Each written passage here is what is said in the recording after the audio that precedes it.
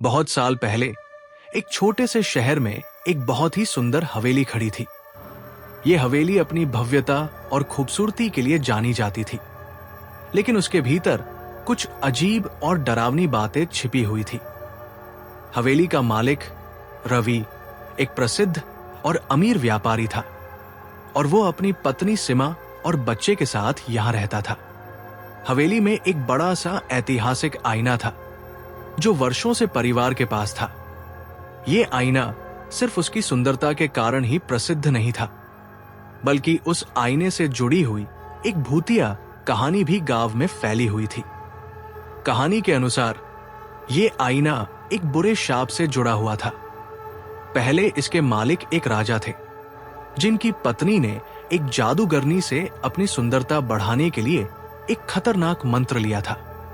उस मंत्र ने राजा की पत्नी को सदा के लिए सुंदर बना दिया, लेकिन उसकी आत्मा बुरी तरह से खो गई।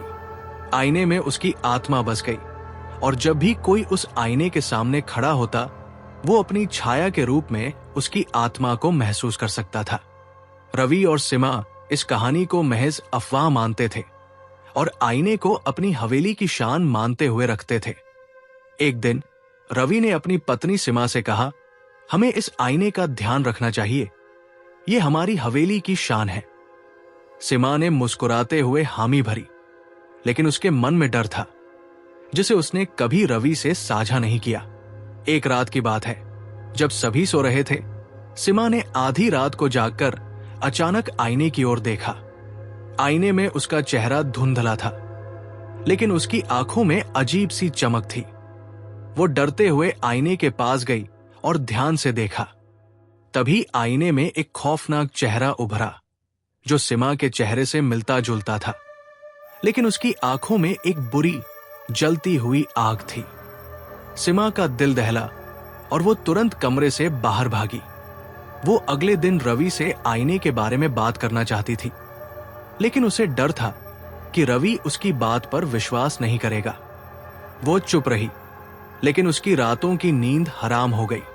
अगले कुछ दिनों में सीमा के साथ और भी अजीब घटनाएं घटीं। रात के समय आईने में उसका अपना ही चेहरा गुस्से से भरा हुआ दिखता था।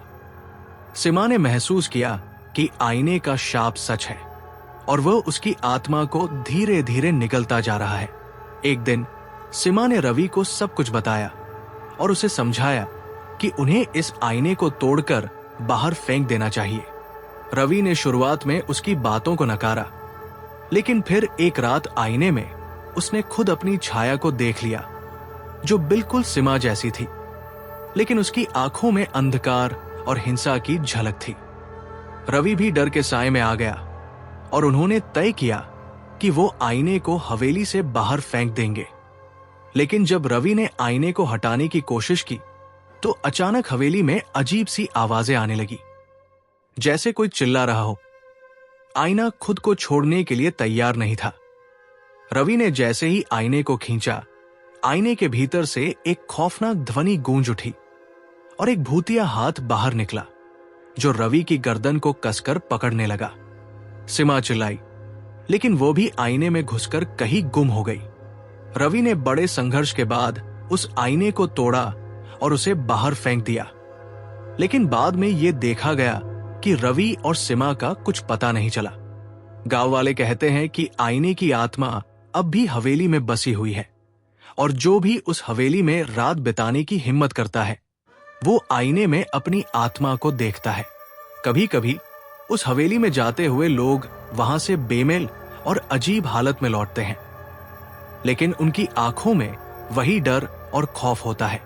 किसी ने सही कहा था, अतीत के अंधेरे रहस्य कभी नहीं भूलते, वे हमेशा किसी न किसी रूप में हमें याद दिलाने आते हैं।